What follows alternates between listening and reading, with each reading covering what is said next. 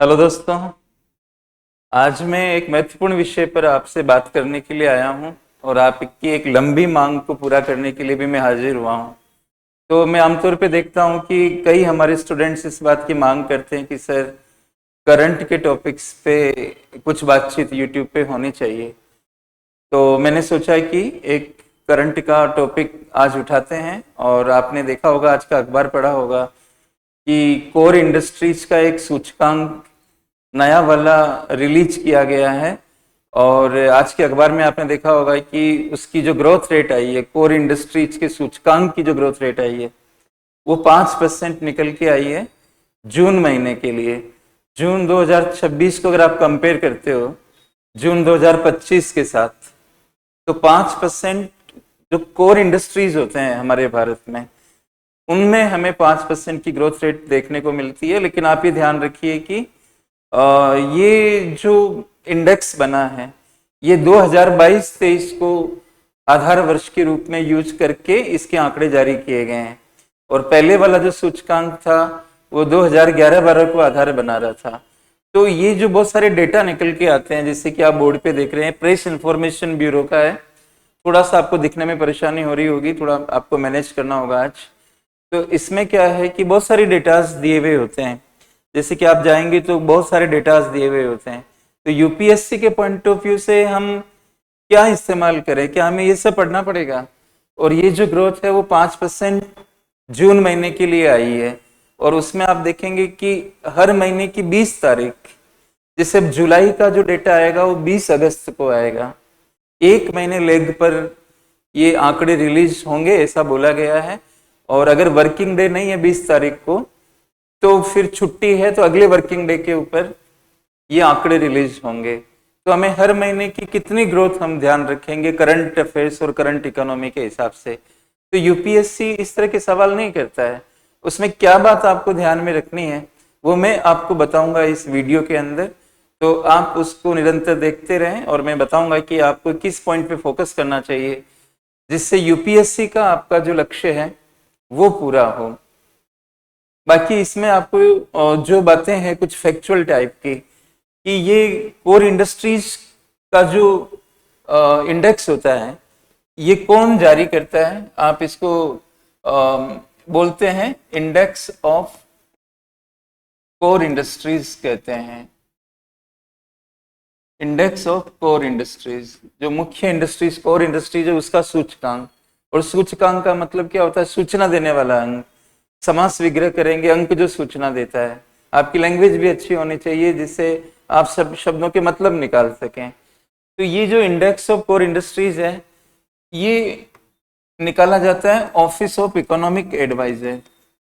Office of economic adviser ये PCS वगैरह के लिए आप ध्यान रख सकते हो। यूपीएससी आमतौर पे इस तरह के प्रश्न या स्टेटमेंट नहीं देती, बट आप फिर भी ध्यान में रख सकते हो कि कौन इसको निकालता है।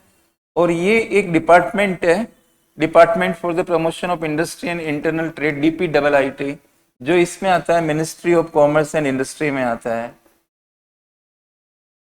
Ministry of commerce and industry में आता है। तो इंडेक्स ऑफ कोर ये एक फैक्चुअल प्रकार की इंफॉर्मेशन है। जो पिछले वाला इंडेक्स था, हर सूचकांक का एक बेस ईयर होता है, तो इसका ये ओल्ड बेस ईयर था, 2011-12 ओल्ड बेस ईयर था। अब नया बेस ईयर जो यूज हुआ है वो 2022-23 यूज हुआ है और उसके डेटा अभी रिलीज हुए हैं। आपने जरूर से देखा होगा अखबार के अंदर। तो 5% की ग्रोथ रेट के बारे में उसमें बताया गया है। ये कुछ बेसिक बातें हैं जो आप ध्यान में रख सकते हैं। लेकिन यूपीएससी के पॉइंट ऑफ व्यू से अगर आप पुराने पेपर उठा रख के देखोगे तो कोर इंडस्ट्रीज के अंदर कितने इंडस्ट्रीज आ रहे हैं ये पूछा हुआ है। पहली बात तो ये आपको देखना है, जो मैंने कहा कि मैं आपको बताऊंगा। और सबसे ज्यादा वजन, सबसे ज्यादा महत्व किस इंडस्ट्री को दिया गया है ये आप देखें।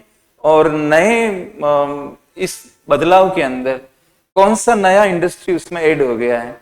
तो दोस्तों, अगर आप पीआईबी को देखते हो इस तरह से, तो आपको ये सब डेटा नहीं देखना है।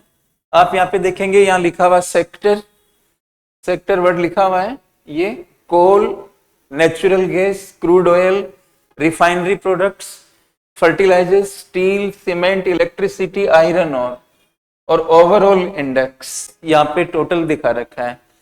इन सब के वजन होते हैं। कोई भी इंडेक्स के घुमाव में किसकी भूमिका कितनी है, उनको वेट कहते हैं। तो ये वेट दिया हुआ है, ये वेटिंग चल रही है इनकी, यहाँ पे आप ध्यान देंगे तो ये वेट बने हुए हैं, सारे के सारे वेट बने हुए हैं। तो ये वेटों का आप इस्तेमाल कर सकते हैं। ये वेट है, ऐसे ये वेटिंग चल रही है इनकी। तो आपको सबसे ज्यादा वेट दिखेगा इलेक्ट्रिसिटी का। इलेक्ट्रिसिटी का वेट सबसे ज्यादा है, तो ये यूपीएससी में सवाल बन सकता है। ओवरऑल कितने सेक्टर्स हैं? 1 2 3 4 5 6 7 8 और 9, और ये नया ऐड हुआ है आयरन और। 9th नंबर पे आप देखोगे तो आयरन और को नया इसमें जोड़ा गया है। सब वजनों को अगर आप ऐड करते हो तो ये 100 बन जाता है। तो इस तरह से आप इसमें देखें कि नया क्या है, आयरन और है। सबसे ज्यादा वजन किसको है? इलेक्ट्रिसिटी को है। तो जो भी बदलाव इस इंडेक्स में होगा तो उसमें इलेक्ट्रिसिटी की भूमिका ज्यादा इंपॉर्टेंट रहेगी, सबसे ज्यादा। अच्छा, पुराना अगर आप देखते हो तो उसमें सबसे ज्यादा वेट था रिफाइनरी प्रोडक्ट्स का, पुराने वाले में। तो आपको ये ध्यान रखना पड़ेगा यूपीएससी एग्जामिनेशन जिसको आप टारगेट कर रहे हो। तो दोस्तों, इस तरह से ये हमारा डिस्कशन था, छोटा ब्रीफ, और इस तरह का डिस्कशन मैंने किया। आगे मैं देखता रहूंगा कि आपकी करंट के टॉपिक्स को एग्जामिनेशन पॉइंट ऑफ व्यू से कैसे सेलेक्ट करके आपके सामने पेश करना है। तो मिलते हैं अगले वीडियो में। Thank you very much.